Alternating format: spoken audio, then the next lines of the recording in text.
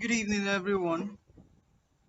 My name is Dr. Divine Ibim, and I'm the moderator for today's class. I want to welcome everybody to class 7 of the series. I believe I can be heard, right? I want to welcome everyone to class 7 of the series. We're going to be having a very insightful lecture this night. And to be taking us on this lecture, we are going to be having a seasoned speaker who is going to be teaching us on writing the manuscript, IMRAD structure, abstract, titles, references, ethical use of AI in research. So I believe this is a very packed lecture. Sit tight, grab your pen and jotter, listen and follow. Right. So once again, this is Nexus. Right. Once again, this is Nexus. Please, if your mic is unmuted, Please, if your mic is unmuted, kindly help us mute your mic. Thank you. Thank you. Okay.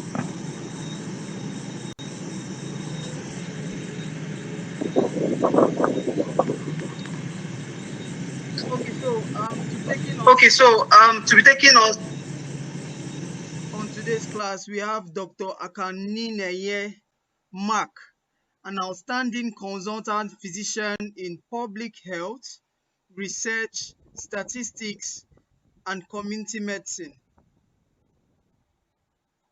Dr. Mark is a distinguished scholar, researcher, and mentor, serving in various capacities, including Senior Research Fellow and Director, Dean of the Afromed Academy of Medical Research, ICT and Innovation, Zambia, Editor-in-Chief of the Frontline Professionals Journal, FPJ, and Visiting Adjunct Senior Consultant at Somakas Medical Center, Ghana.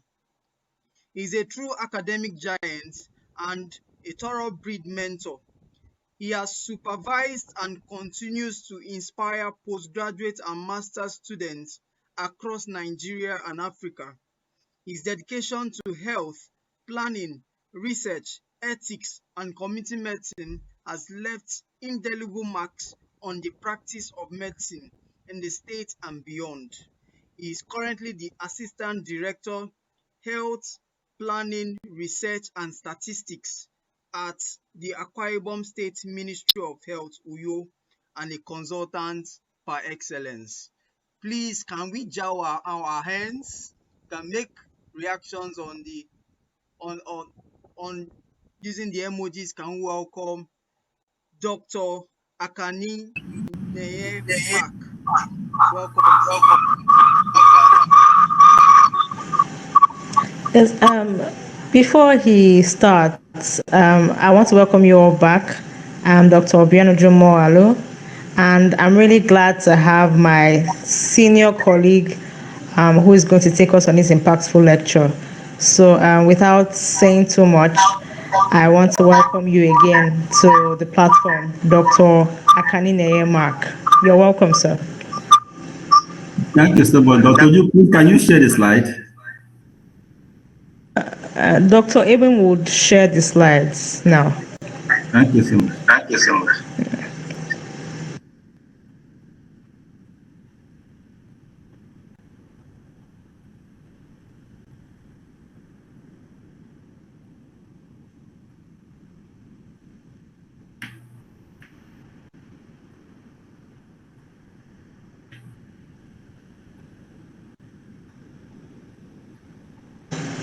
Okay, thank you so much. Thank you so much. Everyone. Without wasting time, let's move straight to an outline. Today, we are going to discuss introduction to scientific manuscripts, manuscript writing and AI, ethical use of AI in research.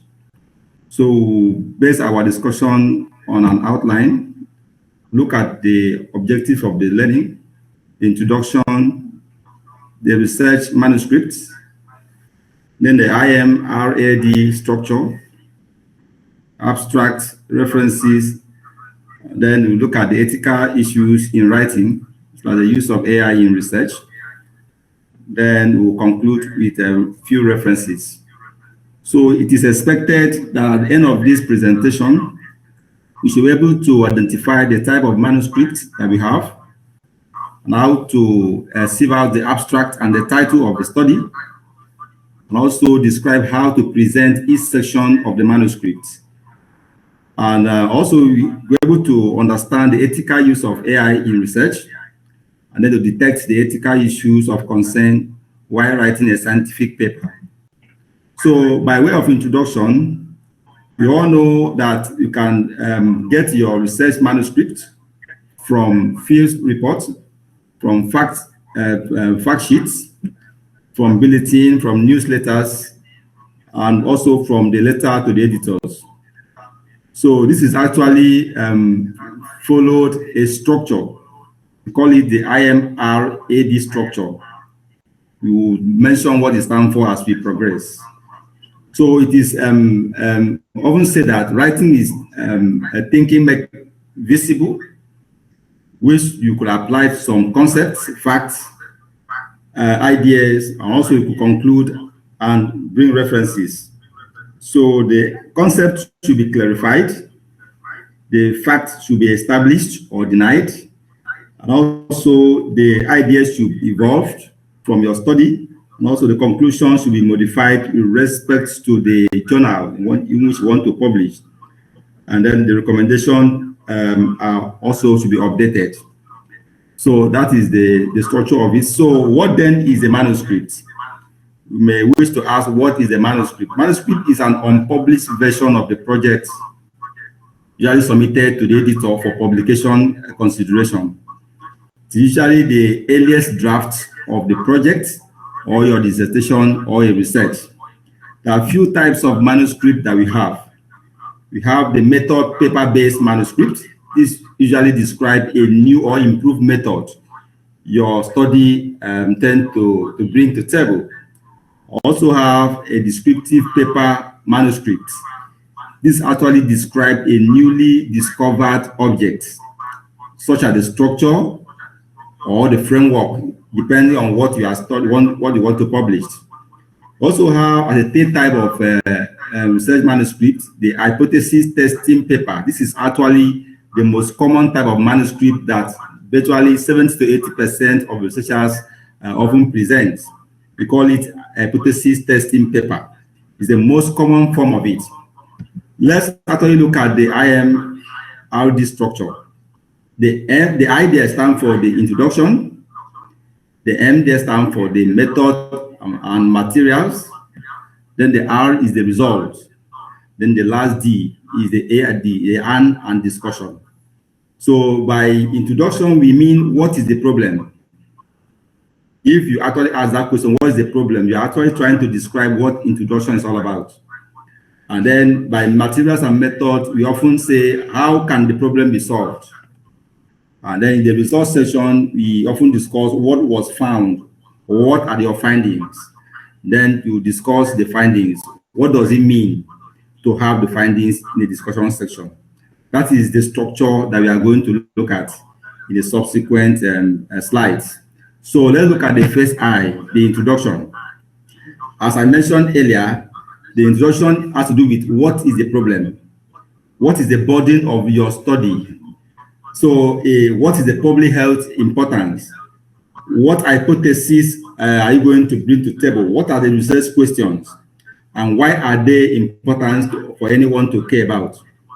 In this section, you should be able to convince your audience that the study has an information that is new or is useful.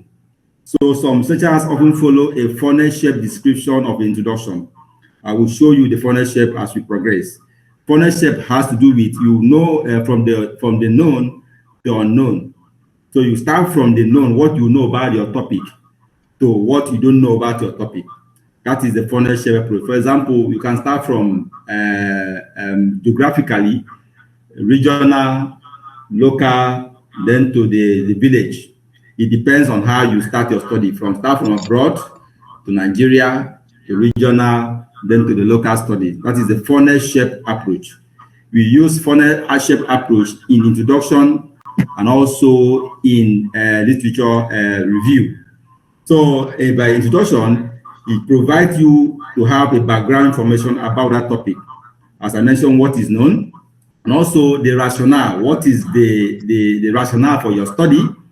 How important is this study? Why do you even do the study in the first place? So the rationale, the justification, or the problem statement are all embedded in the introduction of the manuscript.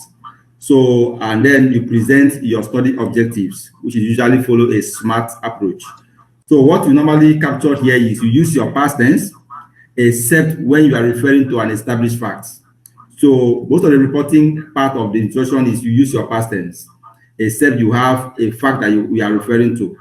And then the last section of the introduction has to do with your specific objectives or your hypothesis, depending on the journal you want to publish. So the next slide there has to do with the funnel shape approach I was trying to describe. So you look at the burden of the problem statement there. You define or describe problem research that actually addresses your topic. And then you mention why your topic is important. That's a justification, or some people call it a rationale for the study. And then you also try to bring what is known about your topic, as you start from the known to the unknown. Then also try to bring the importance why your study is very important to fill the gap. And then you bring out the research objective, which I mentioned you should follow a SMARTer approach. SMART is an acronym for specific, measurable, achievable, realistic, time-bound. So you put it ethically and also researchably. So the SMARTer approach should be applied when you are doing your introduction of the manuscript. The next letter there is M. The M is the method. Remember, we are looking at the IMRAD structure. So we are done with the introduction. Introduction has to do with the problem statement, the burden of the problem, the justification, the hypothesis, the research question, and also the specific objective of the study. So that is what introduction is all about. So the M there stands for the method. Method, if you look at the slide very clearly, at the top left corner, you see the meat. So method has to do with the meat of the work. So it's an engine room or the heart of scientific paper. At this point, you can seek to answer to answer a research question at this point. So the method actually, you can repeat some people's method depending on what you are studying. Also, in the method section, it is not advisable for you to present results in the method section. And then you should be able to, depending on the journal you are trying to publish, you should be able to state your study design. You're able to state your study setting. By study setting, I mean study area and the site. There are two different things. For example, study area, if I am in the University of Uyo Teaching Hospital, for example, that is the study site. But I am doing a study in Akwa Ibom State, that is the study area. So study site is the actual site where that study is being conducted. But the study area is an expanded form of the study site. For example, Akwa Ibom State, or River State, or Edo State, depending on your location. But if you are doing a study site, that means that you have to go describe that particular site you are doing that study. And it's part of the method that we have in the manuscript. Another part of the method is the study sample. It's very important how you select your sample. It's very important, so people can actually use a form to select their sample depending on your study design. If you are doing a cross-sectional study design, you can also use use a simple sample size formula. There's a formula for that. You can actually use for a prevalence study like that, or a short study like that. Another part of the method is the plan for data management, statistical analysis, data quality, research tools, eligibility criteria, that is the inclusion and the exclusion criteria, measurement of variables. You can actually measure your variables in the methods. Then statistical methods, how you are going to analyze your study. or how the study was analyzed is part of the method that we have in the research. Then don't forget, a very important part of the method is the ethical consideration. You must state the ethical consideration why that study was important. If that study has some benefits, you must state it. If that study has the harm to your participants, you must state it. You must also state your confidentiality and also your privacy of the researchers, the co-researchers, and also your study participants. Is very important. And also a very key point in the ethical consideration is your ethical approval, ethical clearance. There's a code, there's a number when you want to go to the field. There's a number the ethical committee will provide to you to enable you probably go to the field and get your data. So that number has to be referenced in the manuscript. It's very important consideration for the ethics. So if you look at the methodology as a whole, we have a summary form of writing a methodology.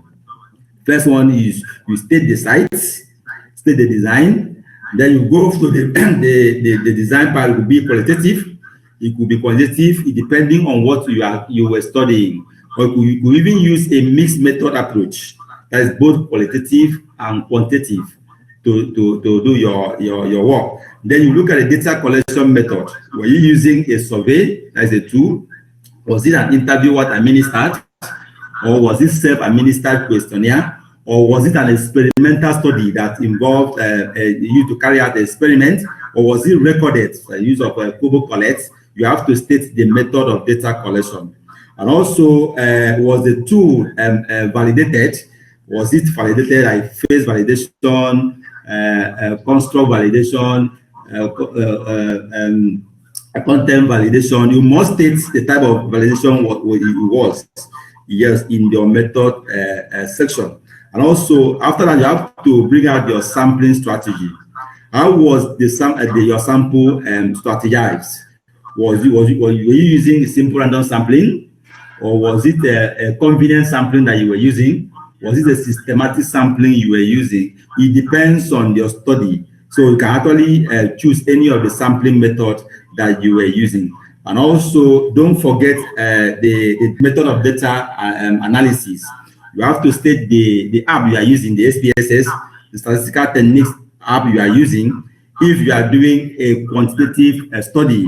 And also, if you are doing a qualitative study, you have to state the thematic analysis app that you are using, the in vivo 16. It depends on what you are using in your data analysis. It must be stated in the method form of the manuscript. And also, you have to bring out the version of that software that you're using. For example, you can have SPSS IBM version 26.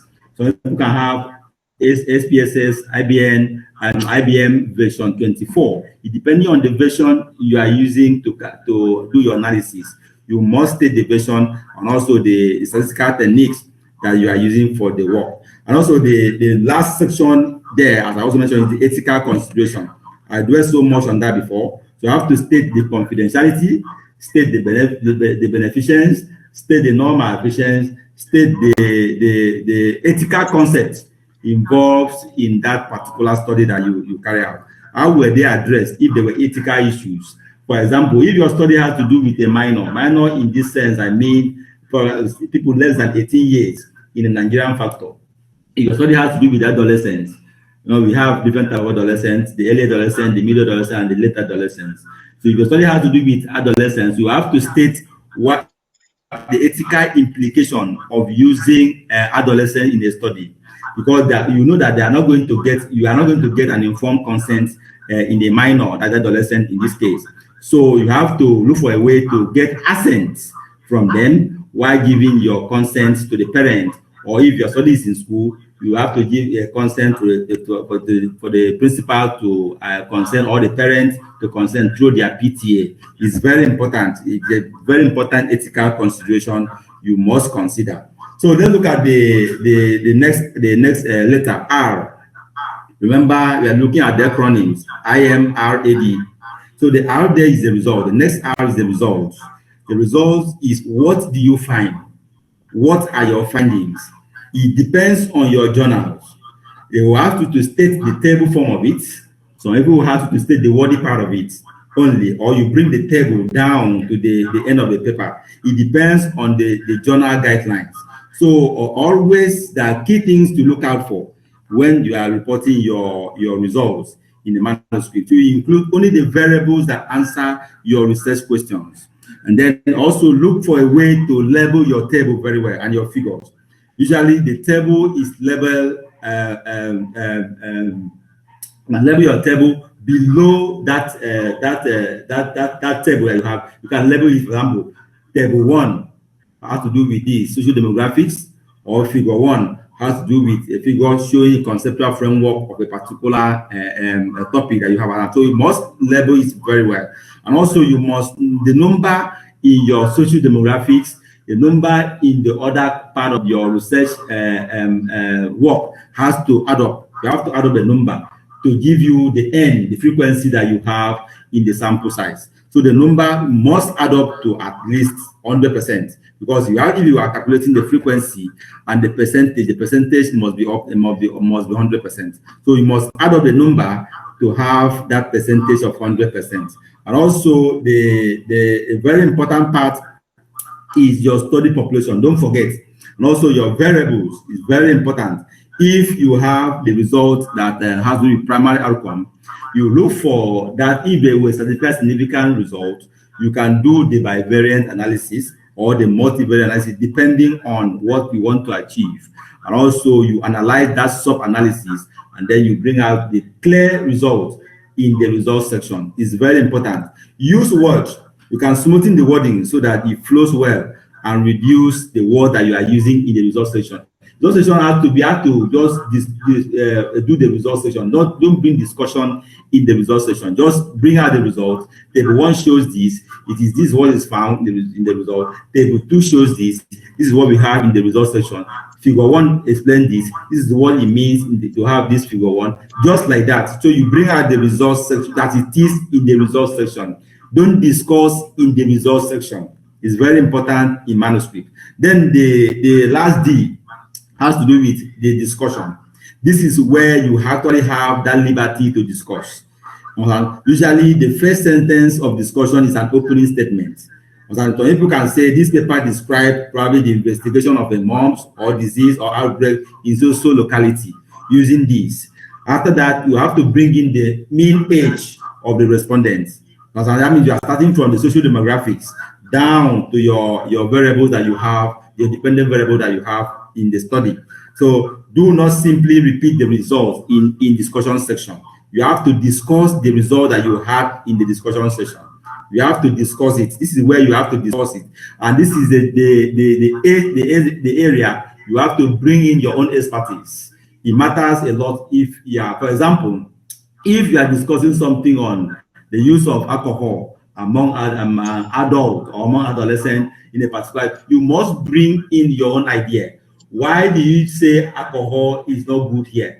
Why do you say people like taking alcohol in this particular area? This is where you actually bring in your own knowledge in the work. Discussion section is where you bring in, and you must align with the study that was done on that, either in contrast or in consonance. That means either you agree to what people have done before or you against what people have done before. This is where a discussion section is very important. So you present the discussion section in a logical order based on your specific objectives. Then you use words rather than numbers. Don't use numbers or statistics in discussion often. You use words to describe what we are discussing. Then all the findings must be in the results section, not in the discussion section. So, and then actually avoid the use of promising future papers. Oh, this paper has something to do. Future studies will unravel this. This is not the place to do that. You can actually recommend the recommendation session. We will look at that as we progress. So discussion session, there are very, very good rules to look at when you are doing a discussion session. Do not repeat what you have in the results. And that's number one key rules you must have in the discussion session. Be concise and make your point clearly. Avoid the use of jargons. Don't use jargons in the discussion session. Then allow the discussion session to follow a logical stream of thought. That is in general interpretation, and then you discuss the significance of your findings in the same sequence you describe them in the results section. It's very important. Use the past tense. You can use past tense to describe it, or use the present verb tense, especially for established facts. That is very important when you are doing a discussion section. And also, a discussion section, you have a template through which you can actually look at and discuss your findings. At first, as I mentioned, the study has to do with social things. It's very important. That is like a summary of the main findings. That's the opening statement, is the beginning statement. You have to bring a summary of what your topic was all about. That's the summary of the main findings. Then you bring out the mean age of the respondent. It was 16 plus or minus 2 standard deviation. That is very important, for example. Then after that, you have to look at the significance of your result. You have to follow your specific objectives in your discussion section. You follow your specific objective, you compare your results, compare with what you had in the literature review, even if it was against or for. You have to compare it. And also look for a way to explain that result. Was it actually in consonance of what you find out in your current study? And then also look at the strengths and the limitations of other people's results is very important, because it will give you that edge, because you are going to bring in your own idea into a discussion. So you have to look at the strength of other people's job or other people's work, and also look at the limitation and see where the gap is. Then also look for a way of applying the study in further study. This is where you actually bring out the gap for you to make recommendation in the recommendation section. It's very important. So you make suggestion for future work.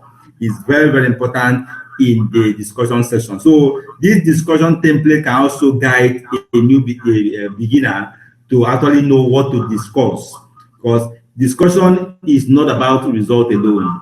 You cannot only bring out the result alone in the discussion section. It's just the most difficult part of the manuscript, some people, is discussion section, because this is where you actually weigh the coin.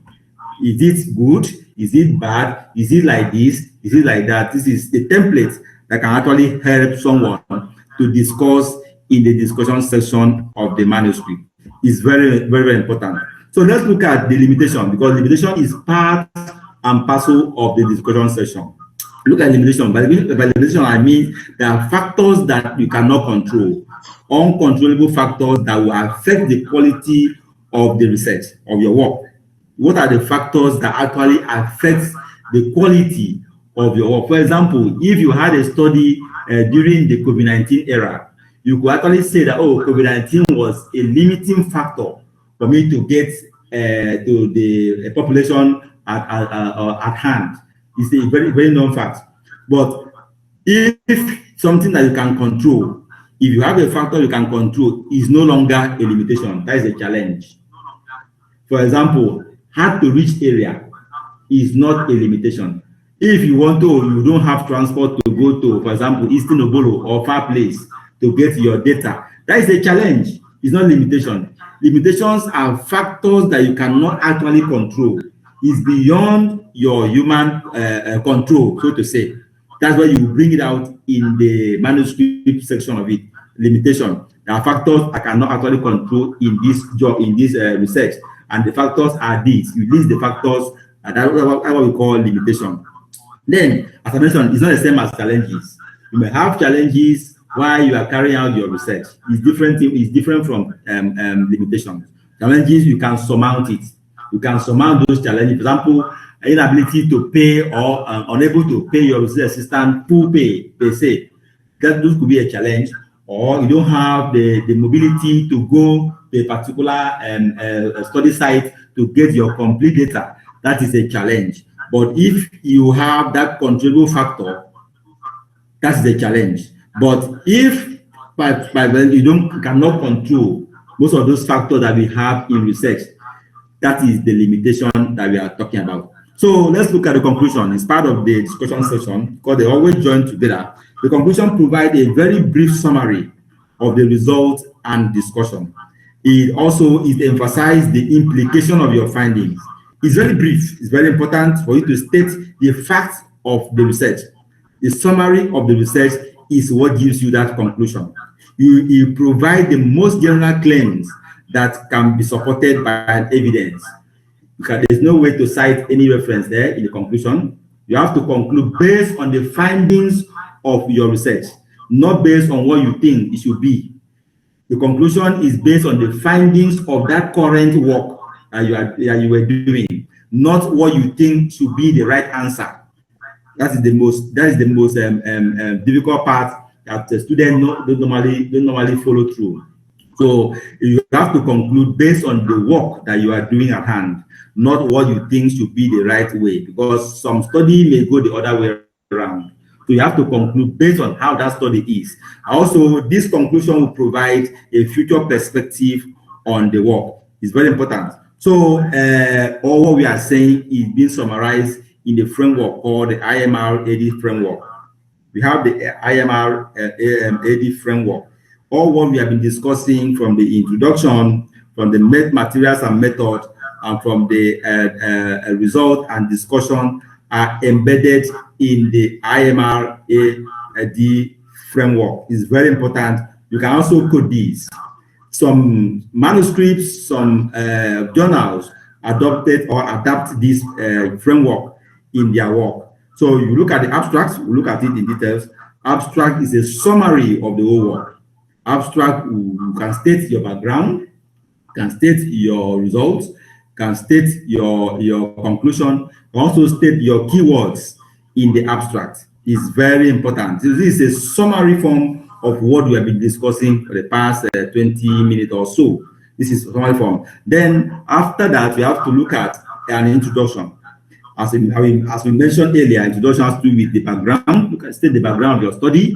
And then you give a problem, the burden why that research was very important. Then the problem statement. You bring out like 2 or 3 sentences in the justification. Why do you think the rationale? Why was this study very important? Then you state the specific objectives, and if you have the hypothesis, you bring there. That is where the introduction there is very important. Then the methods section is also very important. So you have to mention your design, your study design. If you are using a cross-sectional study design, if your study is on institution, probably university, you can say, oh, it's an institution-based prospective study or institution-based cross-sectional study. You have to state the study design that you're actually using in that particular research, because it will show where the direction of the methodology. Then the study site and the study area is very important in the method. Then the method of doing your study, your sampling is very important. Are you using a simple random sampling? Was it a purposive sampling? Was it a non-probability sampling? Or no? It depends on what you were doing. You actually know how you were selecting your study participants. You must state your inclusion and exclusion criteria, what you use.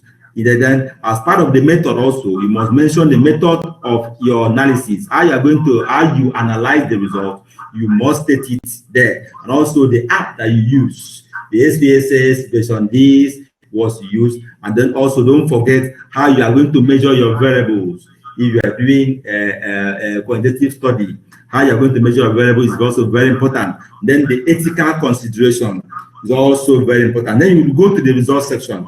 As I stated earlier, you state the result. Don't discuss any facts here.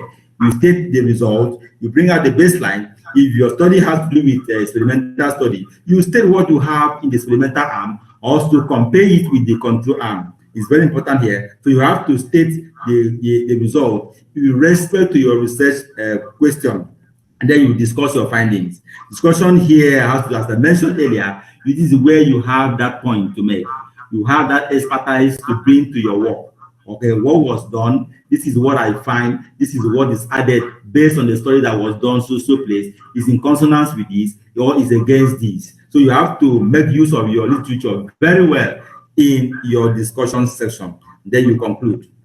So the abstract is very important. Some scholars may not actually look at the paper, the whole paper. You can actually glance through the abstract and get the glimpse of what you want in that paper. For most of us that are experienced in journals or in manuscript, we may not actually look at the whole paper. Personally, like, yeah, we just look at the abstract and see if the contents are there. I can get all what I want to get in the abstract. Remember, abstracts can be, how would I put it? Abstract can be ordered or unordered. What we call ordered abstracts and unordered abstract. Some people call it structured abstracts and non-structured abstract. Structured abstract has to do with, you put the abstract there, introduction or background, method, result, conclusion, keywords. So you put it that direction. That is structured abstract. Unstructured abstract is you just write like as if you are writing a poem. That both the background, both the method, both the result, both the conclusion, everything is done together. Some journals prefer that way. Some prefer a structured format of abstract. So abstract is a summary of the content of the book or your article or your research. It conveys the most interesting and important parts of your work. It acts as a stimulus to the reader. As I said, it must be captivating to get the reader interested to go on. Abstract is usually, as I mentioned, it could be structured. Some people deem abstract to be a number of words to be included there. Some journals, like the Frontline Professional Journals, the British Medical Journals, they have a particular word, a particular number of words they want the abstract to be. Like 250 words is enough. The 250 words to capture, if you are using a structured type, to capture the introduction or the background, to capture the method, to capture the result, also capture the conclusion. So all together, it shouldn't be more than 250 words. Some journals also say, okay, let's make it 350 words from the background to the conclusion and then the keywords. So you have to stick to the journal guidelines when you are writing your abstract for publication.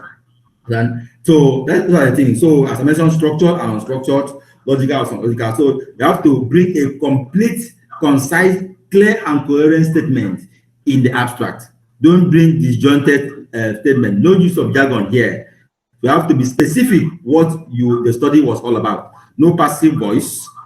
Use simple past tense when you are doing your abstract. Avoid normalization. This is very important. You have to avoid this normalization. Normalization means you are using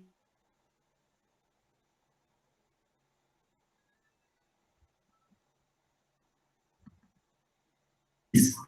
So you have to avoid normalization when you are doing your abstracts, and also avoid inverted word order, as we mentioned earlier. Inverted word order, that means from the known to unknown, doesn't apply in abstracts. So there are elements that we look out for in abstract. This is a typical example of the structured abstract. We look at the background.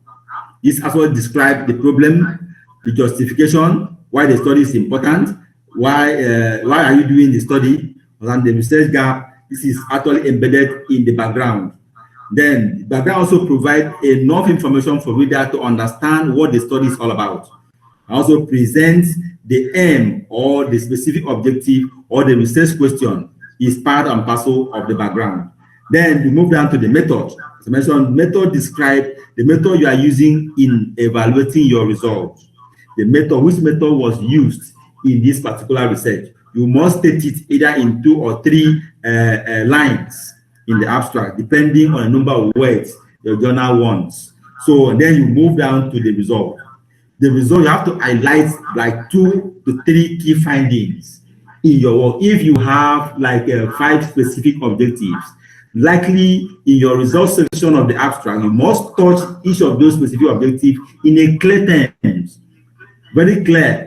But if you are using like 4 specific objectives, you must bring out the result that captures the 4 specific objectives in your work in the abstract form. So that's where you have to report the abstract. So you highlight the key findings based on your specific objectives.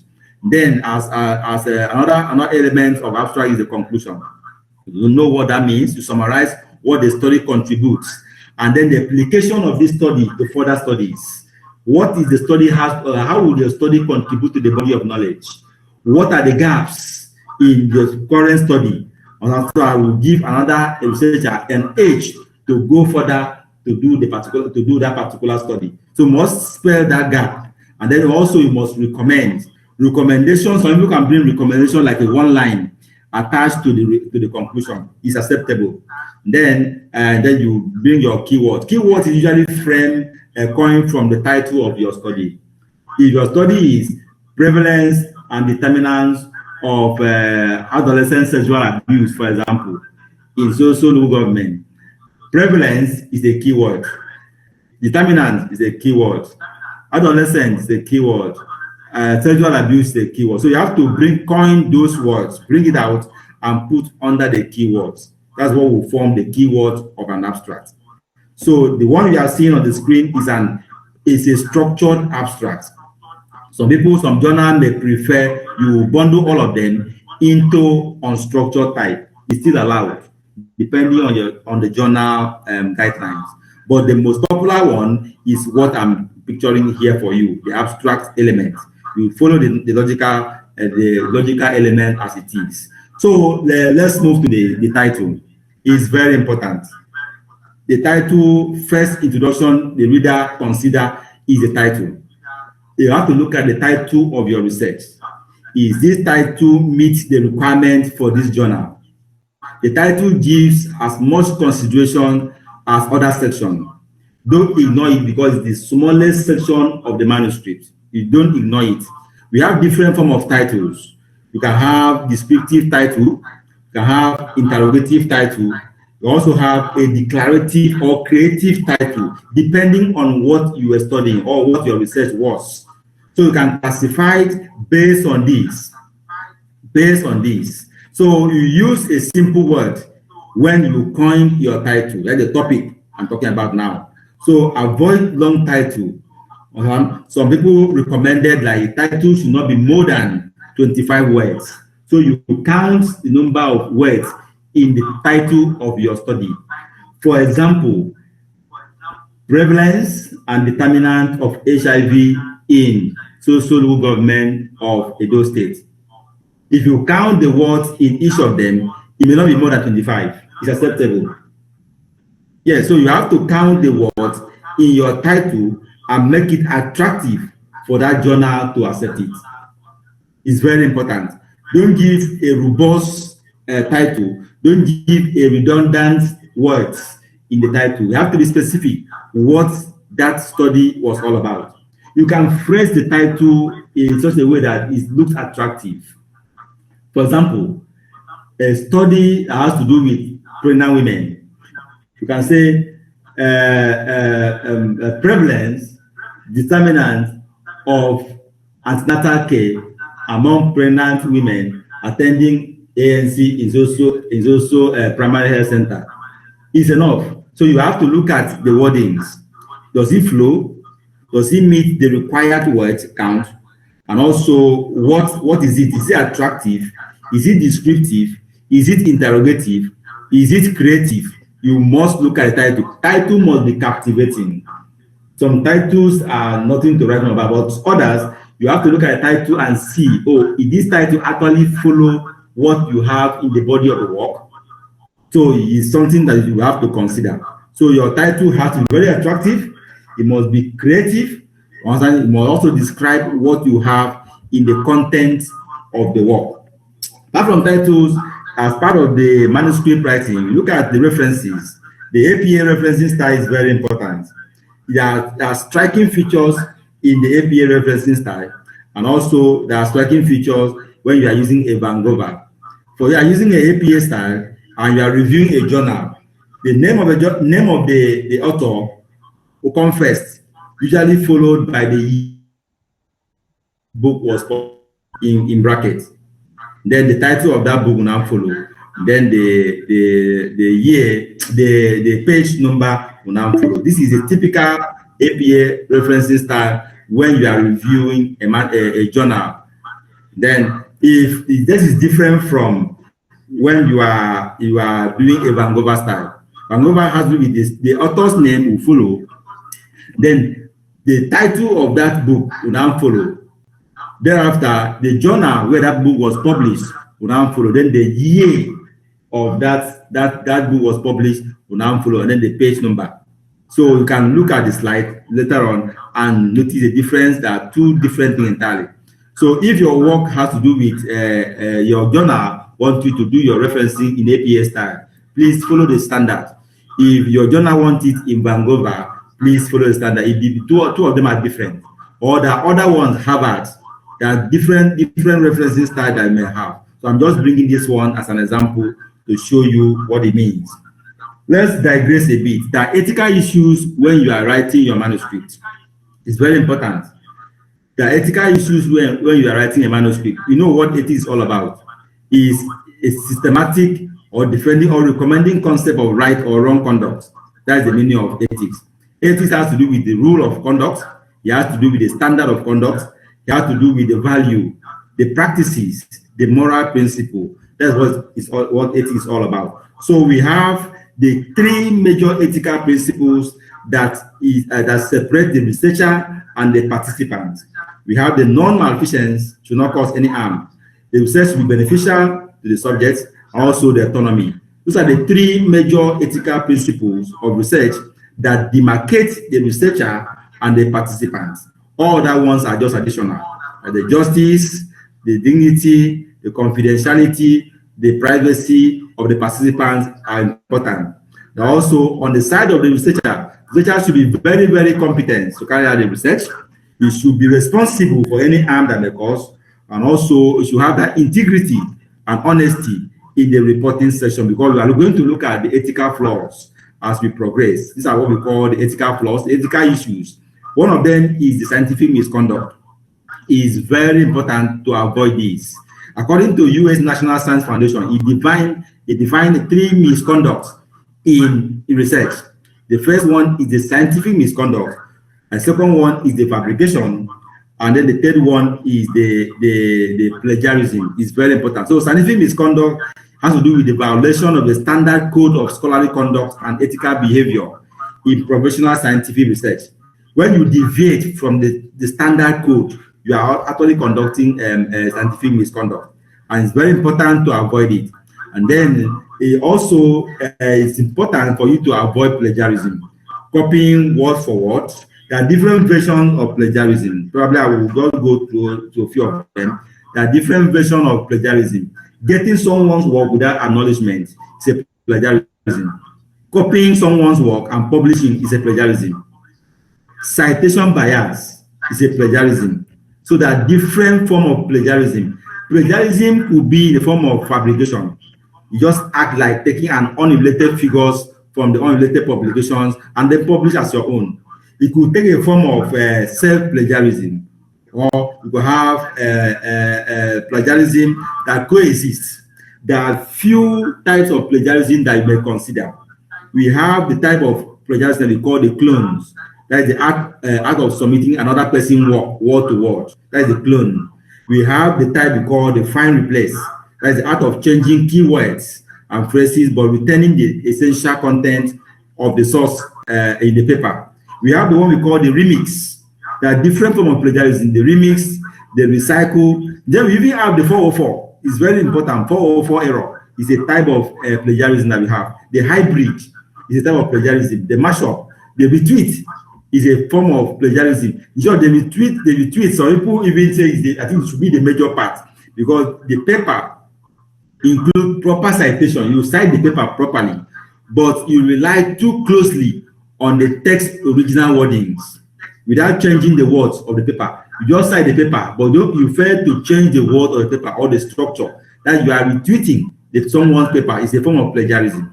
So those are the things that we actually try to avoid in a scientific paper. So those are what we call the scientific misconduct. It's very important. Plagiarism is the key, followed by fabrication, and also followed by falsification. Fabrication, you make up the result and then report it. Then falsification, you manipulate the result, materials, equipment, and processes, and report it as if it's your own without undue acknowledgement. Those are the ethical issues that we have when you are doing your writing. The next part of it is the ethical use of AI in research. How do we now use the AI ethically? You know what AI means, artificial intelligence. Identities have emerged as a result of the technologies that we have in the 21st century. We use tools that will assist in research work, like proofreading, like citation management, like text summarization. The AI can do virtually everything. But remember, the AI tools can only support, but does not replace researchers' critical thinking ability and originality. You have to think on what you are going to do. Don't allow everything to AI. AI is just there to assist. We have different tools for AI, the ChatGPT, the Grammarly, the QuickBooks, the Canvas, the Footy, the Scribe. Those are the tools that can actually leverage on, and it helps you much in research. But this doesn't mean that you have to replace your thinking ability. It's very important. So in research, AI is increasingly applied in data mining, in machine learning-based diagnostic approach, also in languages. Sure, you can even use AI to process and analyze your data. It's very important. Automated literature review, you can use AI, but you must use AI ethically, because issues surrounding privacy, issue of accountability, issue of transparency, issue of misuse of AI-generated output have raised a serious concern within the global research community. And then it's very important for you to look at the ethical implication in AI. It's very important. Remember, you mentioned the 3 basic ethical principles: the beneficence, the non-malfeasance, and the autonomy. All still apply in the use of AI. So accountability is very important. So researchers must be responsible for AI decision and outcomes. Fairness and bias. You should avoid discriminatory outcomes due to biased data. Data privacy. You should have to protect your personal and sensitive data, research data. AI should support, not replace. That is the language. AI should support, not replace human judgment. It's very important. And also, there are benefits of AI. Nobody doubts that fact. AI can also help. It's available to the world. Yes, AI is efficient. AI can save costs. AI is innovative. AI can reduce risk. But despite all these benefits, you have to know how to use the AI ethically. Follow the ethical principle in the use of AI, because there are risks involved in the use of AI in research. Like we mentioned in scientific writing, the plagiarism, the fabricated citation, the over-reliance on AI, lack of transparency. Those are the risks of using the AI in research. Let me conclude before our time is going. The scientific manuscript is both a technical skill and an intellectual discipline that transforms research idea into an impactful publishable evidence. So you have to adhere to IMR-AD structure, which we described earlier. Then go beyond this, and then apply the ethical principle, which is the cornerstone of responsible research. You have to apply it, then avoid plagiarism, avoid fabrication, avoid falsification, and also avoid unethical practices that are essential in maintaining the trust in the scientific enterprise. It's very important, as AI intelligence increasing support research activities. Its use is also guided by transparency, accountability, fairness, and otherwise. So a high-quality manuscript must improve the visibility of the research. You have to strengthen the evidence-based decision-making while advancing the public health and scientific knowledge. It's very important. Those are the things I would like to mention. So thank you so much. Let me just stop there for a few questions before our time runs out. Thank you so much. That's the end of my presentation for now. Thank you.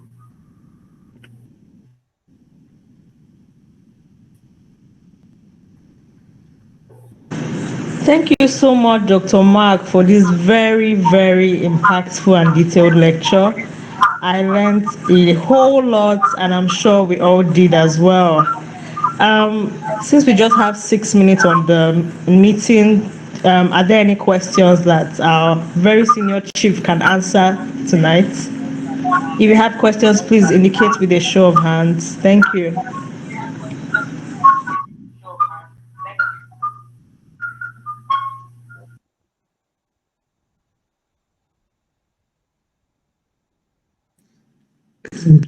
Thank you very much, Dr. Mark. My question is with regards to the referencing like the number of references a manuscript can have? Like, is there any number? Is there any limitation, any limits to that? I would like to know. Also, also with regards to using AI in getting our, based on the ethical consideration of using AI. I know it's not really clear because I want to really understand how it can be used because if we use ChatGPT and then it comes up with something and then we are trying to use our own words to it puts it in our own words rather than quoting ChatGPT verbatim, is it not also considered ethical? I don't know. I don't think I really understood that using AI perfectly. Thank you.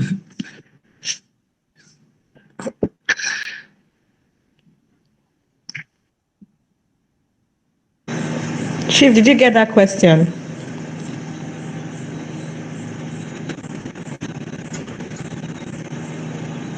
Yes, Steve, I got him. Let me respond to her. Thank you so much for that question. The number of references in a particular manuscript actually depends on the journal in question. Some journal may want to bring 15 references. That means you have to shorten your references to 15. Some may say bring all of the references, but what is important is the references that you have in the body of the work should reflect the references you have at the end of the paper. That's the key thing. So don't bring references that is not there in your manuscript. No, it's not acceptable. So you bring the reference that or if you reference a particular thing in your manuscript, it should reflect at the references section. That's very important. And then also the use of AI. As I said, AI has so many advantages, so many, but the ethical use of that AI is very important. AI tools it supports, but should not replace your critical thinking and the originality of your work. You can use ChatGPT. ChatGPT will show you at the end of that your laptop that you can make mistake. You'll be looking at it, and when you use ChatGPT, for example, it will show, oh, I am not perfect. I can make mistake. It means there's still room for you to think of what you impute in the ChatGPT. It's very important. And then also ChatGPT can bring out a references that is not even in existence. So it's left for you to open that reference that the ChatGPT brought to you and cross-check if it is there or not. So it does not replace your critical thinking at all. So don't over-rely on AI. It will not give you all what you want. Sure, there are some papers that if you use AI to write, some journal will flag it. Sure, some schools, if you use AI in writing your work, they will flag it and ask you to replace it. Ask you to look for a way and use your head, use your brain to replace those things. But AI is only there to assist. AI is there 24 hours to assist, make the work easier. If you don't understand a particular thing, AI can show it to you. It's left for you to use your head to now bring in that particular thing. You cannot over-rely on AI. It may not give you all what you want. So bring in your own knowledge into it. That's why AI is a machine and we are human beings. Thank you very much, sir. Thank you very much. I'm so sorry to cut you at this point. Our time is fast spent. Once again, I want to thank our amiable Dr. Mark who took us on this session. I want to thank everyone who joined us on this session. I just want to make an announcement before we close. We are not going to be having a class on Saturday. Saturday is Valentine's, so do have your fun. Our next class is on Monday, and we'll be concluding the series next week. Take care.